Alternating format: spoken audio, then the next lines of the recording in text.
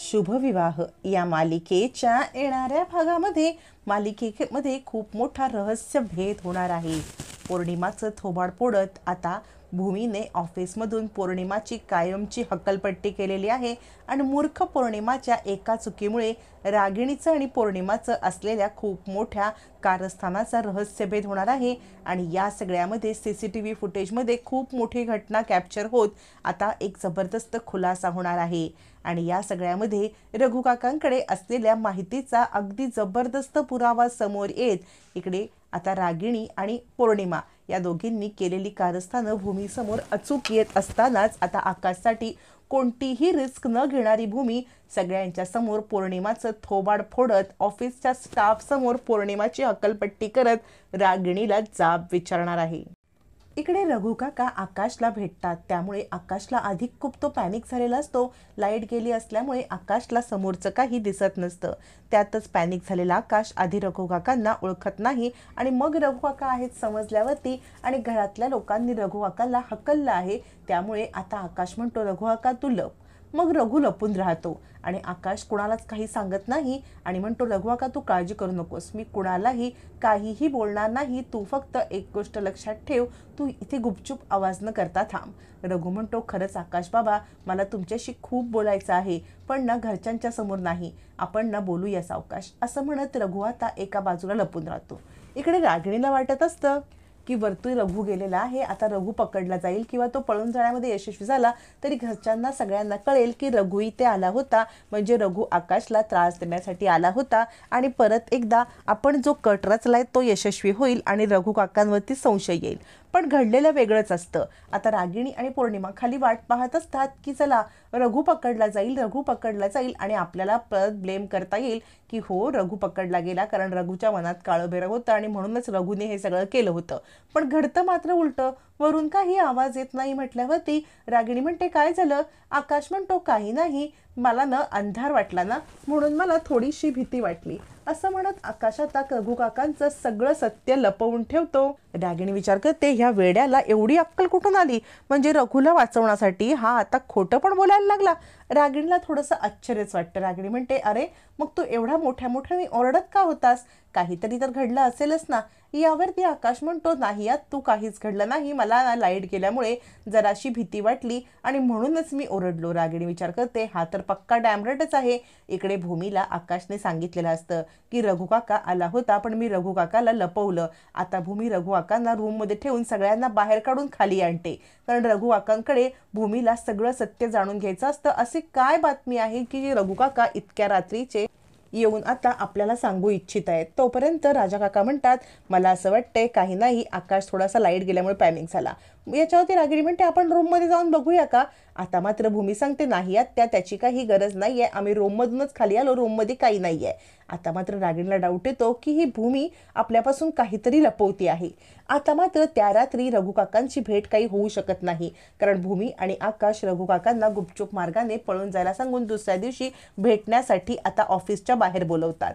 आता मात्र इकडे त्याच वेळेला पौर्णिमा म्हणत असते असं कसं होईल, मी स्वतः रघु काकांना बघितलं। रागिणी म्हणते तू मूर्ख आहेस मूर्ख, रघु काकांना बघितलं काय बघितलं, अगं रघु काका आले असते तर मध्ये काय रूममधून गायब होतील का?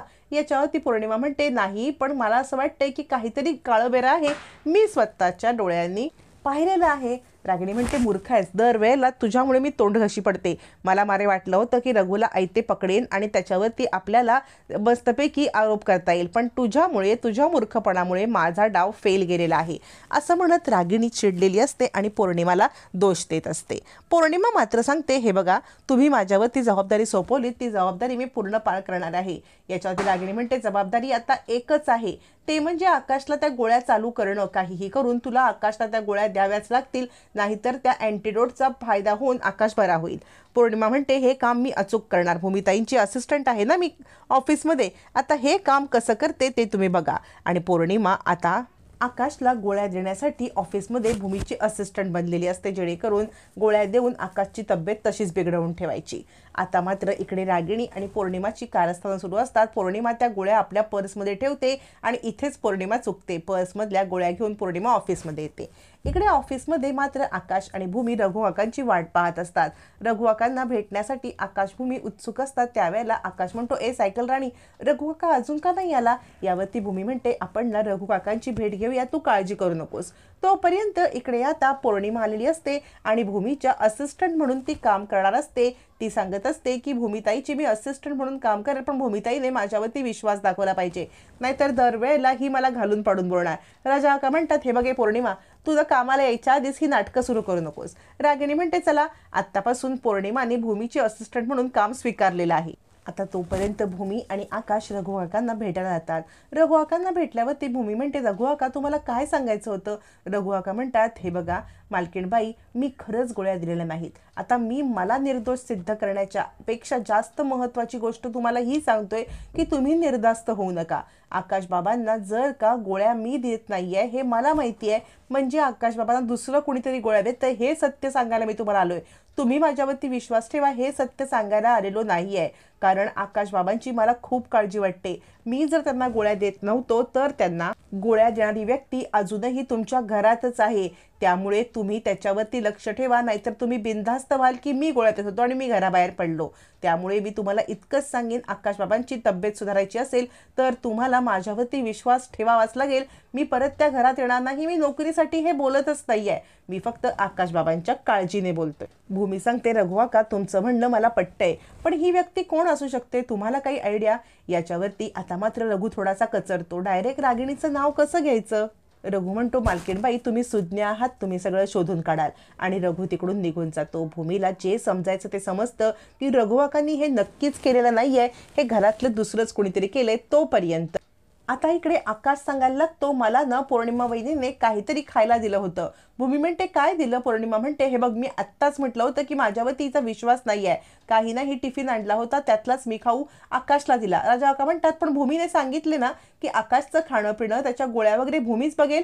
याच्यावरती पौर्णिमा म्हणते, हेच मी सांगत होते, भूमिताईची असिस्टंट आहे ना मी, मग हे काम केलं तर काय बिघडलं? भूमी म्हणते, खबरदार पौर्णिमा, थांब तिकडेच. याच्यावरती पौर्णिमा म्हणते, आता काय नवीन? याच्यावरती आता मात्र भूमी सांगते, पौर्णिमा तुला मी एक गोष्ट सांगते, आकाशला काहीतरी वेगळं खायला दिलंस तू, तुझी पर्स मला चेक करायची आहे. राजा का म्हणतात, दाखव तुझी पर्स. मग पौर्णिमाची पर्स चेक केली जाते. पौर्णिमाच्या पर्समध्ये भूमी सांगते, हा बघा ह्या गोळ्यांची बॉटल बघा, कारण मी ज्या वेळेला CCTV फुटेज चेक करत होते त्यावेळेला पौर्णिमाने आकाशला जे ड्रिंक्स बनवून आणलं होतं त्याच्यामध्ये काहीतरी टाकताना मी पाहिलं होतं आणि म्हणूनच मला डाऊट आला आणि मी पौर्णिमाची पर्स सगळ्यांच्या समोर मुद्दाम चेक केले.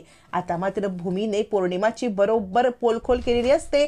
पौर्णिमाने गोळ्या देण्याचं आता खूप मोठा रहस्यमय भेद झालेला असतो. ज्या वेळेला आता ऑफिसच्या स्टाफमधल्या लोकांनी सुद्धा पौर्णिमाला ड्रिंक्समध्ये गोळ्या मिक्स करताना पाहिलेलं असतं आणि CCTV फुटेज तर असतंच. भूमी म्हणते, बोल पौर्णिमा, कुणी तुला हे करायला सांगितलं?